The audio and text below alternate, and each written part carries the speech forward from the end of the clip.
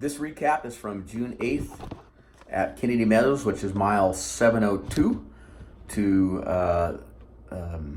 June 15th. And so we spent June 8th basically going through our resupply box and going through our gear. What we needed to do in the Sierra is you have to carry a bear canister, 2.5 pounds. You have to carry an ice axe and crampons, which are spiky things you put on your shoes, and also micro spikes.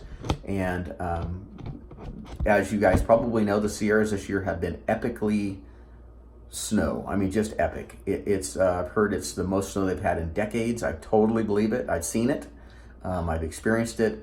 Snow everywhere. It's been the talk of the PCT for the first 700 miles. And so we prepared for the Sierras. We figured out it was going to take 7 to 8 days to get from where we were to the base of Mount Whitney. Climb Mount Whitney was going to take a day, and then it was 2 significant days to get through Forster Pass, which is 12,000 feet, and buried in snow. And so we heard all the horror stories, and we prepared. We spent the day preparing. I got to tell you, when I loaded my pack up, it was 43 pounds. Snake Eyes pack was 36, and I was like, man, this is a ton of weight. And so we spent that day kind of organizing, and I had to lighten the load. So I had Snake Eyes, who's an experienced hiker, him and another lady named Froggy. I gave them permission. I want you to go through my pack and tell me what I need to send home. So I sent home, man, all clothes, an umbrella. I got down to 1 pair of clothes, 2 pairs of underwear. I had 1 shirt, 1 pants, 2 pairs of underwear. I had 3 different pairs of socks. That was a little different issue. And man, I decided to go lean. I think I lost about almost 4 pounds of pack weight, and ready to go. So Kennedy Meadows is kind of an interesting place. It's between a bunch of like protected land, so there's no power going in there. So there's 2 places. One's called the General Store. The other's called Grumpy Bears. Grumpy Bears is a restaurant. Next to that is a place called Triple Crown Outfitters, which is a supplier for hikers, and which is basically a cargo container, and very well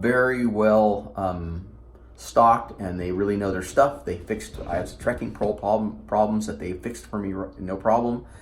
And but there's a shuttle that goes between the 2 places. They're a couple miles apart. The shuttle is a pickup truck, so you throw your gear in the back, and the truck comes about 5 times a day. The guy driving it was very nice, but it's really funny when you get the Grumpy Bears, when you'll find them at the bar drinking a beer. And so it's better to do the shuttle early in the morning than later in the afternoon.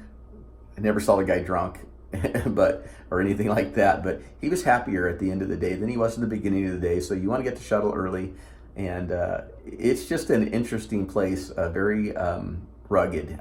No cell service. There's Wi-Fi at both places that work kinda, sorta, and not very well. We prepared for the Sierras, and then we were ready to go. So headed into the Sierras. Figured it was going to be 3 to 4 days to Whitney. So we started. The first 2 days the first day we did actually 20 miles into the Sierras, which was pretty significant. Not a drop of snow. We're thinking, what's everybody complaining about? The second day we had some pretty good climbs. We figured we actually had to do 22 miles a day if we were going to reach Whitney, which I thought was pretty impossible if we were going to meet it in 3 days. So we went ahead, and so the second day we got almost 22 miles, and then the third day, boy, we hit it. We hit snow. I mean, epic amounts of snow, and so micro spikes went on. I told the Snake Eyes, I said, man, it's gonna be 4, not 3, and he didn't say much. Later that day, he goes, hey Mac, I know you're a planner. I'd rather just see if we can do it, but I didn't want you to think I was blowing you off, but I think we could do it in 3. And I said, okay. I really thought it was going to be 4. Well, later on that afternoon, it became pretty apparent that the snow had really significantly slowed us. So we made 15 miles, which was actually pretty significant. So the first 3 days of the Sierras, I got to let you know that I progressively felt worse. I progressively was exhausted. It wasn't, I've been climbing up and down mountains for a while, for almost 2 months. but I progressively felt worse. I don't think it was the altitude. I don't know if it was the calories thing, if it was the altitude, if it was just something was going on and I was feeling worse. And so that's a very significant to the rest of the story. So back to Whitney, day 4, we're at base camp. I'm feeling progressively worse. I really feel bad.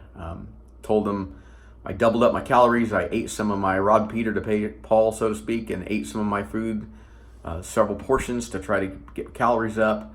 It didn't help, felt horrible. And tried to sleep from 3 o'clock on and could not sleep. And the more I wrestled, the more I realized I do not have the energy and the strength. I'm feeling really bad and something's going on. And it's more than just, I don't feel good, something's going on. And it became very apparent to me that I got to leave. I got to get out of here and get down and get to hospital and get something checked out. That's how serious it really was. And so laid in my tent and wrestled with it, what to do. So I want to back up a little bit, and on day 3, before we got there, I just, this is significant to the story, was that I came across a girl that was heading southbound and heading out of the Sierras. And she stopped and asked us, "Are you going to Whitney?" And we said, "Yeah, we're heading to Whitney. That's where we're going to be there tomorrow." She said, "Okay, I'm going to tell you this for what it's worth."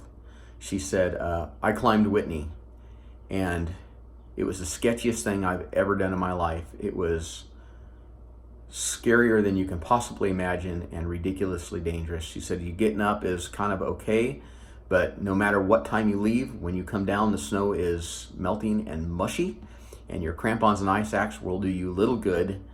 And this is her word, she said, "It's steep as hell, and it's dangerous, and if it was me, I wouldn't do it." And I said, "Well, you did it." She said, "I did, and I'm leaving." It was horrible. And those words did echo in my mind, to be honest. As far as cutting out of Sierras, I really came to a conclusion that there was 3 choices. One is I go up through Whitney and go out the eastern portal, which my permit does not cover me for. But the biggest problem was the guys climbing Whitney had left all their stuff at base camp and really taken just a very light pack with water in their gear. And if I went through there, I was going to have to go up to 13.5. Whitney's 14.5, but I was going to have to go through the switchbacks 14 to 13.5 and then go out the eastern side, and that was going to be brutal 8 miles with a full pack, and decided that was probably not the best thing. My next choice was to just let them climb Whitney. When they get done the next day, do a 0 there rest and go to Forester Pass. Forester Pass is extremely tough. It's what most of the PCT guys fear. Whitney's not part of the PCT, so a lot of them just skipped it.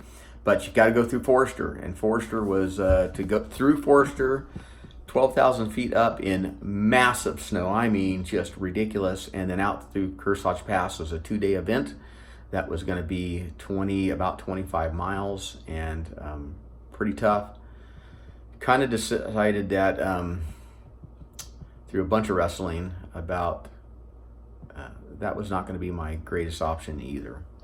So my last option was, I knew I had to get out of Sierras, was to go backwards and go through where I had already came.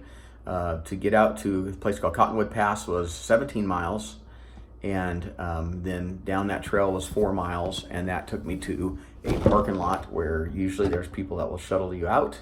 That was my hope. And so I had decided not to climb Whitney, not to go through there, that I needed to get out and get to a doctor, find out what's going on. And I got to tell you, by then, I felt incredibly bad. I mean, I ached. I had little energy. So all my buddies left. They went up the mountain. At first light, I packed everything up and just said, it's going to be a tough couple days. And I went backwards the way I came. And I walked all day, I hiked all day through snow, and I would just stop. And mentally, I felt fuzzy, felt really, really bad. About the middle of the first day, I knew what I wanted to do was get within 4 miles the first day. If I could get within 4 miles of Cottonwood Pass which was, so it meant about, I don't know, a 15-mile hike. That would be really good. One of the significant things that happened in the middle of the afternoon, about 2 o'clock, I stopped at one point, and I was fuzzy. I'd go an hour and I would hardly remember what I did. I wasn't unconscious or nothing, but I mean, it's just ate. And if you've ever had that feeling, the only way out of it was I had to get out of it. There was nobody that was going to help me. There was no easy answer. It meant just hard day. So the significant thing that happened was I stopped at one point and started to pass out.